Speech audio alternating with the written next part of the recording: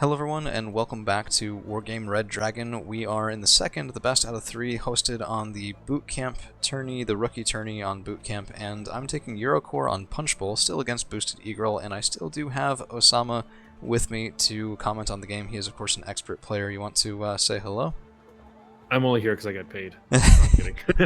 Well, if you got paid, that's news to me. I don't get paid for doing this stuff either. So, this game was one of those I really think is just ripe for learning opportunities, shall we say. I think that's the polite way of putting it, because my opener was a lot toward, actually we're going to pause right here, was a lot toward Bravo when it didn't need to be, and yeah, you saw it right there. This is a Milan F2. Yes. My My smoke is too far ahead. My Leclerc is shooting at something facing on the other side, and look at this. I mean, we're a minute in. Ooh, yeah, that is a minute on the dot. Yeah, and That this is game, one way to open the game. yeah, this game was right after the one that we recorded yesterday as well. These were, I mean, just a series, right? And that game was so incredibly difficult, even without throwing away a super heavy at the start, that I almost hit GG right here. And then my other stuff going toward Delta, I had an idea to attack the two-pointer zone right in here. I mean, I have a 10RC, I have a Mistral, I have some infantry and Vabs. If I could get into this forest, but yeah, we're going to see how that works in a second. There's two Leopard 2A1s. So I'm pulling back. I'm trying to get the Tiger shooting in at these guys because, I mean, I thought maybe the Hot 2s could get me a kill. But there's an immediate response from Boosted. So this is a Helicopter Hunter. It's a Peace Rhine. Of course, not dedicated Helicopter Hunter. And I actually landed the Tiger, which will keep me alive. So this, I mean... Nice. Yeah, it almost made up for it. Rolling threes take down the nice, Peace yeah. Rhine. But I still just...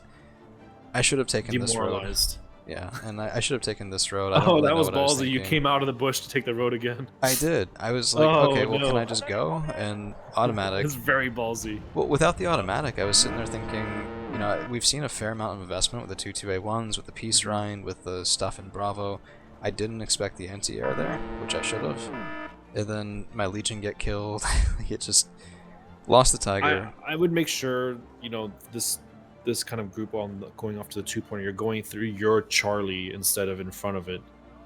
Could Yeah, have you see quoted Ian Charlie. the other people who were giving me responses on this as well afterward. It's just, there's no reason to take that risk. Yeah, it's. I was surprised you came back out of the bush. I'm like, damn, this guy's fucking ballsy. No, but I mean, I respect it, dude. It's I don't know. I mean, some of the best, like took a calculated risk. some of the best plays I tend to find are high risk, high reward, and it's just a matter of figuring out where that risk is lower than the reward. And that doesn't mean the risk has to be small. Sometimes the risk can still be large, but if that large risk still wins you the game, sometimes I take that, because why not, right? It's just that, you know, maybe my evaluation there isn't exactly great. I was actually talking with It's Rara. like that one meme. But Yeah. No, so I was talking with Rara. We're debating making a series, since he is, again, way more experienced than I am, of just going through some decisions. Like, for example, if you have an excellent optics, relatively expensive recon helo around a side, and I'm going to push that side, is it worth throwing away potentially a helicopter hunter to deny you the optics on that side for X amount of time, right? Like, so does it depend on the map? Does it depend on how imminent the push? About what I know about your recon, what I know about your AA net? Sort of just some advice, I mean, for me personally, but then also for anyone who sees it, on how to make those risky decisions only when necessary and only when they will give you some payout. So, anyway, this game is not going well. Boosted has stuff in my Charlie. I have nothing in Charlie. I have a 10RC, which was trying to get a sneaky CV kill here. looks like it's getting pretty close. Yeah. I mean, I was going for this section of woods because I tend to find that's what people go for. And then I was just trying to get some Martyr 2s, some these are Panzergren 90 in there, to clear out whatever gets into the forest on this side, because we did see Boosted getting some units in. So, I don't know. I mean, I would try to get another recon helo over Charlie, like ASAP. Yeah. The lines of sight make it hard for, especially if he's kind of pushing into it. It does make it hard to see what's going on. I wouldn't put it too far up, but at least kind of just further back, just to at least get a gauge, so you can see movement and realize not have that happen. Exactly. So the 10RC, I didn't actually see this at the time. I was trying to get reinforcements in somewhere else, but this is, I mean, it was kind of goofy what happens to this guy here. Let's see. Let's get, yep, Leopard 2. trade Oh, shots. man, So he must have spent a lot on his opener. So yeah, he yeah, opened with a CV tank and he opened with two 2A1s. right. And we saw the piece Rhine, which was either first buy or was already bought in the opener, and we got 5 points of damage on him. So I like, wonder if we can see the middle because it seems like he actually didn't invest in the middle as much. Fallschirmjäger 90, Milan 2. I mean, that's why I pushed the reservists here, and it has actually forced out some Livgarden 85 in response to that. So we got revenge on that Milan team just a little bit too late. And then I did also, like, I don't know, I was just making some sloppy plays, so I've lost the Martyr 2s as well, and that really hurt, because I've killed 2A1s with Martyr 2s before, with the Martyr 2 Panzergren 90 combo, because you get these guys engaged. If the Leopards shoot at them, you can pen the Leopard armor at close range with the Martyr 2s. I think, anyway. So You might get some side shots even if you're splitting them on, taking different directions. yeah, if you get a little creative with it. This game also, M4 1A1s, I've always heard that they're busted good, but holy cow, they're busted good. Yes. Which aim? This is the yeah. Okay, that aim. Okay. I lose 50 points of 1390s to Martyr M4 1A1s. Look at that. Just, ugh. They're only bad because they're autonomy, but otherwise they're excellent. So there is something on the map. I'm trying a little bit to hide it from you. I'm curious if you've noticed. The AMX 13 or AMX 10s on the side. Yeah. Yeah, that's a very important highway to defend, especially if you're on red side. Yeah. Because it feeds right from your base basically into his. Yeah, and I didn't know, like, I debated going around this way, but I tend to find people will put a little bit of base defense, like, right here and right there. And I didn't want to run into that, so I'm just going to run them right down the highway into Gulf, just directly here. And I think that's a good train of thought. Yeah, I'm not, like... I don't know what the statistics are and, like, where everyone puts their base defense, but I think splitting them up even would probably not be a bad idea either. They will. This was just for ease of micro. Getting there. And then, again, just M4 1A1s versus a 1390. Guess who's going to win? Oh, I was so mad. I was so mad. Well, it's because the French ones are heat, not like the Dutch ones, which are kinetic. The AMX really? 13s. I didn't realize they were different. DLC bias. Yeah, fair enough. Well, we do get some good shots in, so you can see just disrupting the Live Garden, and then I realized at the time that I needed to keep these guys moving, because I have a slim window of opportunity here. Oh, that's lucky, okay. Yeah, Nice. a little bit lucky. I mean, Live Yeah, Garden 85. Live Garden, it is what it is. You're probably not like microing this intensely. This one I was, only because I wanted the kill. I mean, this is 25 points, and I didn't feel like I could overlook that. Plus, I mean, 10RC does get in. It's first shot on the Gepard, and I think we get the second shot as well here.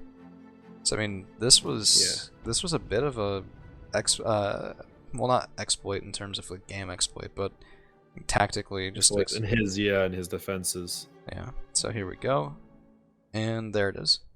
Nice. Yeah. And then this is why I did you showed. win this? No. Well, oh, that's interesting. Oh, he's got the Leopard 2 CB. Okay. Yeah, exactly, and that's why I showed it earlier. I think so I it's down to watched 5 this strength. game actually. Yeah, it might have been. I wasn't streaming, so you would have seen from boosted. Okay, Well, because during the first game, I nearly had a disconnect. My internet is sometimes not the greatest. Although I pay through the nose for it, so I don't know why, but I always feel like you don't quite get the speeds that they tell you do. So yeah, no. So we actually have nothing capped for the red force out of this point. I'm ticking +3, which this is your time to try to make some plays happen. Yeah, and the only thing I could think of was the Kasaya piece. Oh yeah. Okay, that works too. Well, we'll see. I don't know. I tried to get the Mistral up and forward just to deny helicopters, because we did see a couple of helicopter buys in Gulf in response to my 10RCs. But, you know, taken out by an ATGM, I should have expected more in Foxtrot. If we take a look right now, I mean, this is, for the few points that are in here, this is pretty robust. Yeah, honestly, for this map in general, people don't really pay attention too much to Foxtrot and Echo because they're so close to spawns. Usually what you do is you open there with some recon, and if there's a big push coming, you can obviously reinforce it pretty quickly. Yeah. Oh, you flew straight through. Yeah, this was a mistake. I got impatient, and I was going, okay, might if I just take the direct route? because every second I was counting down until when they recapped here. Mm-hmm. Um, and I tried to take a bit of a shortcut. We would have run into the Fenix anyway, but Cassiope should No, kill Fenix. they'll slap Phoenix. Yeah. This map, you really want to focus on the 2-2-pointers. That's where most of the game happens, with Bravo also kind of being included quite a bit too. Yeah, so if you take a look, my reinforcements here were still a little bit cautious because I knew I hadn't cleared the zone out. So still Fallschirmjäger 90, there's still, both the 2A1s are still alive, the Martyr 2s are still here. Like, I wasn't able to clear this woods, and that really hurt. About the only thing that decap accomplished, honestly, is slowing down this bush. It's like all this stuff has been here the whole time, but I didn't want to spend money on a bomber. It was a hard sort of decision to make. I mostly just used it to get more bodies in on this side, and yeah, promptly wasted a VAB. But I mean, 13 VTTs, I was kind of happily surprised by how much damage output these guys can do in large numbers for 5 points. Well, yeah, they have 50 cows, and the best part about them is they have 3 armor, which is kind of insane for a 5-point transport and 50 cal. Plus, I mean, the suppression damage as well. These guys are panicked. They've stunned once. If they get a second stun, maybe, but I don't know. I mean, retaking Charlie would have been a necessary step in winning this game, which is closing. It's 111 points to 164. And I'm also trying to contest Echo a little bit, so I have 1390s here, reservists, 13 BTTs. Probably not smart in hindsight before I cleared out Charlie. But I was thinking to myself, I still do have Commandos Para here, I have a Mistral here. If I can somehow clear out Charlie, if I can somehow, make my opponent fight in Fox Echo with minimal investment and then hold that part of Delta, that could still be a win. So I just had to deal with the 2-2A1s, which, yeah, that's what the Legion 90 were there for, but I just, I should have had the reservists out in front instead of the Legion. I think that was a pretty big mistake. I mean, there's a reason it's the rookie tourney, and I was making some very weird decisions this game, I think. I mean, it's a learning experience. This map in particular, there's a lot of jankiness to it. I mean, there's a lot of stuff to learn. In one particular, where your Mistral is, that whole area, I think actually Jelly went over this with you, but that whole area is huge line of sight blockers. So that Mistral actually cannot see as much as you think it does, which is very, very counterintuitive. Yeah, I mean, that's just an oddity of the game, right? And I don't know. Apparently, so for those of you who haven't heard of that, apparently the explanation was all of this dark green grass is not grass. All of those are trees. And the fact that they don't look like trees to you is not the game's problem. So yeah, I would say even weirder than I would say even more than just trees. It's very, very odd. It just almost completely blocks line of sight. That's just weird. I mean, maybe it's because of the slight curve and the game doesn't really know how to handle that. But no, like I have issues shooting helicopters that sit above the area, and those helicopters can shoot into the towns. That's really strange. That's really strange. So I put us on 2-speed just for a little bit because I think people can probably tell how this game is going at the moment. Yeah. I'm surprised you're able to walk up into Bravo though. Well, that should kind of give you a sign, because Bravo is very, very important in this map. Not for long. Yeah. Yeah. Okay. But I did get a mortar kill with the VAB. It's just, I don't know. I was trying to get any incremental value that I could. And these actually, again, stop live guard in 85. And this is something I think I really frustrated my opponent here. Like, yeah, I was losing, but well, your sale will be really, really annoying everywhere else. Yeah. Also, there's a funny business coming to your base. Looks like. Oh yeah, this was. So actually, there was a request from Boosted if I casted this one to explain that I entirely deserve this cheese. Why? Because I did the 10 RCs into golf. This was just revenge. No, yeah, I think it's fair. Yeah. I like helo rushes late in the game. I don't think are cheese at all, really. Like, it's so easy to defend. Yeah, I mean, you can see I lost my Getbird, but we traded it for a Tiger. Yep. So, in terms of points on the board, that's I mean, Fenix are like, they're I do good, actually lose my not Tiger for, here, like... which really sucks. Oh, does the Fennec kill it? Yep. Oh no. They're lining up. They're lining up. They're lining up. Yep. Gepard not quite there in time. Oh, there's just one Fennec too. Yep. That's a shame. And very nearly taken out. It's just, it really sucked. So, I don't know. I guess I hear ya. It's just one of those things where particularly for newer to intermediate players, I mean, like me and like the people in this tourney, knowing when and what kind of base defense to get going is just always tricky. Sometimes the best base defense is also just recon, Yeah, yeah. or just being able to see it. On this map, I think it's like there's so much open in the back, you kind of do need something actually protecting you. But there's some maps you can just get away with just having like a recon helo just above. I've started taking, for things like Baltic, I've started just leaving a unit of Iroquois on my base. Because it's recon, it's infantry, it has anti-air, it has anti-tank. Sometimes I just do extra transports too, even if it's just a transport you don't think you're going to be needing that area of the map. A couple of ABs maybe, so you get the M693 F1s. Yeah, VABs are pretty useful, so they probably still might end up being in the front. Gotcha. We're gonna speed through the rest of this, I think, just because. He's gonna run over your 2-pointer. Looks like, right? Well, this is just a slaughter. Yeah. So I didn't really have a way to clear out these guys. It's just sort of over. But I mean, there's a reason I cast it. I do not win every game I play. Far from it. Especially with really experienced players and with similar skill players.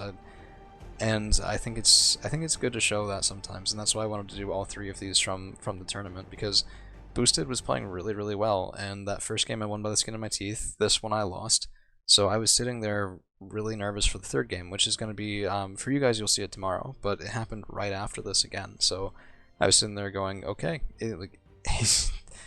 first one was tough. Second one was really, I mean, it was closer than I expected in terms of kills losses, to be honest. But man, you lost. I'm unsubscribing now. Oh my goodness. No, I think it was a good game. If we're gonna do that, let me just go ahead and say I do actually have a Patreon, and one person I don't know in real life has actually subscribed to it. So there. Yeah. Today I learned. Yeah. Anyway, the next game will be up tomorrow. We're probably gonna do the commentary today if I can, but it was a knockdown drag-out fight, and I have to say it's probably the match that I felt best about, win or lose, in the whole series. So I do recommend you take the time to check it out.